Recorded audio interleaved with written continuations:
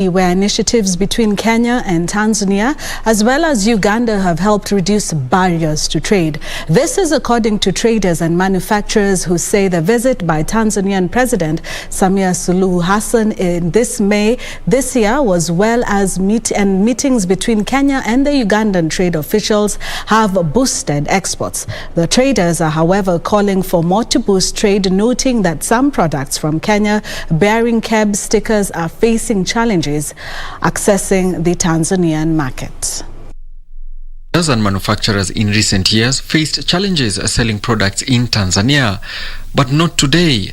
This is according to traders who have seen improvement after Tanzanian President Samia Suluhu Hassan in May this year led a government and private sector official visit to Kenya that, among others, resolved more than 30 out of 60 outstanding issues that were inhibiting smooth movement of persons and goods between the two countries.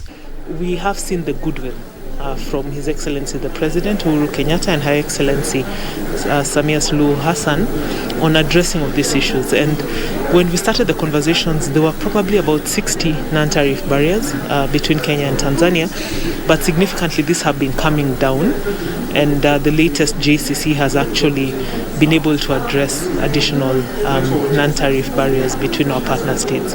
Despite this, local traders say some products from Kenya bearing the Kenya Bureau of Standards KEBS mark do not receive uniform reception in Tanzania and are now calling for harmonization of standards to allow faster movement of goods between the two countries. A failure to recognize standards, so you'll find a situation where we have a KEBS standard issued. However, when you try and trade across the border, there are challenges around that. There has been progress made as regards to trade between Kenya and Uganda too. In April this year, it was agreed that Ugandan sugar would account for 43% of total imports by Kenya from the common market of Eastern and Southern Africa, COMESA, after Nairobi and Kampala ironed out disputes that were affecting movement of goods between the two countries. Industrialization and Trade Cabinet Secretary Betty Maina and her Ugandan counterpart agreed that the neighboring state will be allowed to export 90,000 tons of the sweetener to Kenya as soon as the verification mission on country of origin was completed.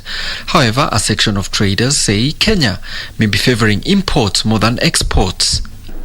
As much as we want to have local industries in different respective countries, coming up with their own products and being able to sell their products within that region, we should have very realistic tax policies which enhance and facilitate these traders. The local traders say some barriers to trade are replicated in other East African Community member states and are calling for harmonization of trade policies and tax regimes. And there's what we call the East African Common Tariffs. These are tariffs based on different commodities which come from different countries. And I think one of the biggest undoing of the East African community is coming up with tariffs which hurt some industries. You find that some tariffs are very punitive. They are not well researched. Public participation to make sure that these industries are able to remain afloat. And I can give an example with a tariff which was introduced some time back concerning footwear, which escalated, the income, the taxes, of a 40-foot container from 2 million to 6 million. Currently, intra-EAC trade stands at about 15%, which is 4 times lower than trade among European Union member states. Alan Aoko, Prime Edition.